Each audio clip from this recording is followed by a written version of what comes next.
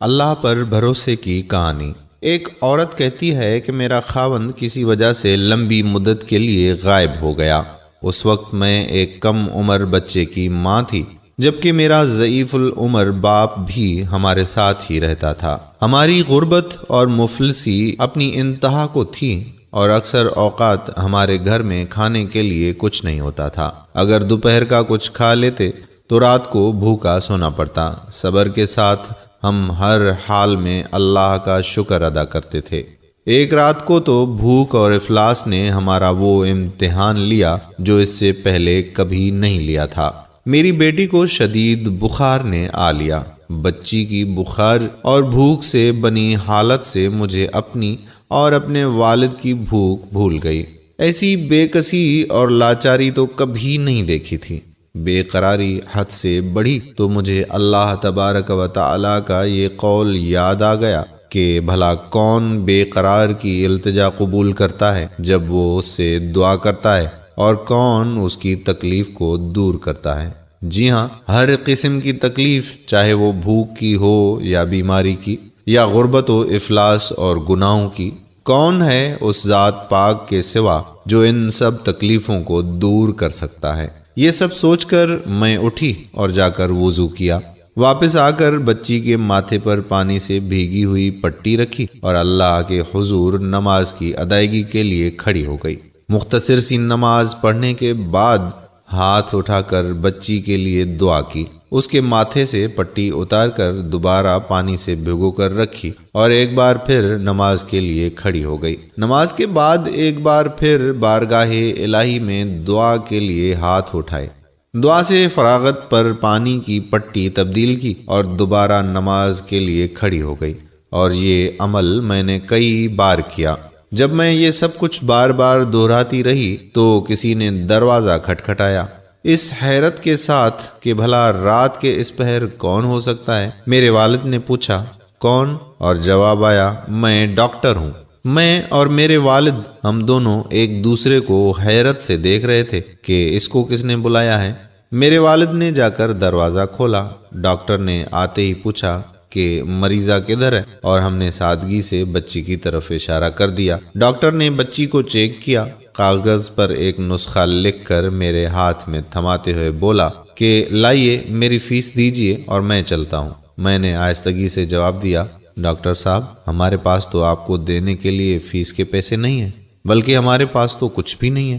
میرا یہ جواب سنتے ہی ڈاکٹر جھلا اٹھا اور غصے سے تقریباً دھاڑتے ہوئے بولا کہ اگر فیس دینے کے لیے پیسے نہیں تھے تو مجھے آدھی رات کو فون کر کے کیوں بلایا تھا؟ کیوں مجھے اس طرح بے آرام کیا ہے تم لوگوں نے؟ ڈاکٹر کے منہ سے ٹیلی فون کا سن کر مجھے لگا کہ ڈاکٹر غلطی سے ہمارے گھر آ گیا ہے۔ میں نے ہمت کرتے ہوئے جواب دیا کہ ڈاکٹر صاحب، ہم نے آپ کو ٹیلی فون کر کے نہیں بلایا، بلکہ ہمارے پاس تو ٹیلی فون ہے ہی نہیں۔ یہ سن کر ڈاکٹر نے مجھ سے پوچھا کہ اچھا، تو کیا یہ فلاں شخص کا گھر نہیں ہے؟ میں نے کہا، نہیں ڈاکٹر صاحب، فلاں صاحب ہمارا ہمسایہ ہے۔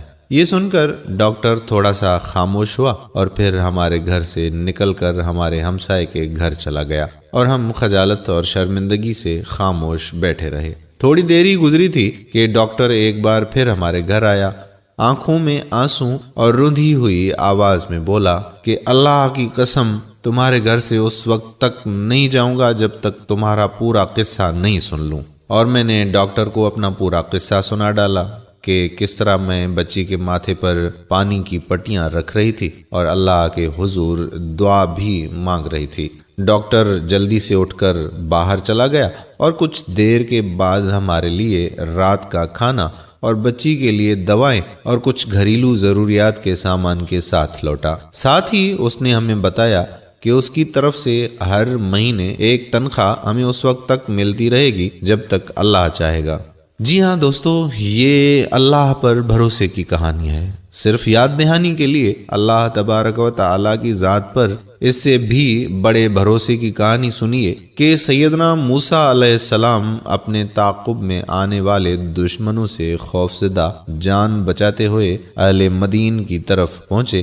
کنویں پر کھڑے 2 لڑکیوں کے ریوڑ کو پانی پلا چکے تو انہوں نے کوئی معاوضہ طلب نہیں کیا۔ حالانکہ اس وقت وہ بھوک سے بے حال تھا۔ انہوں نے بقول قرآن مجید صرف اتنا کہا تھا کہ پروردگار میں اس کا محتاج ہوں کہ تو مجھ پر اپنی نعمت نازل فرمائے، اور پھر میرے نہایت ہی قابل قدر ناظرین کرام، اس کے بعد کا قصہ آپ جانتے ہیں کہ اللہ کی طرف سے جواب یوں تھا کہ ایک لڑکی سے مفت میں شادی اور 10 سال کے لیے کام کا معاہدہ۔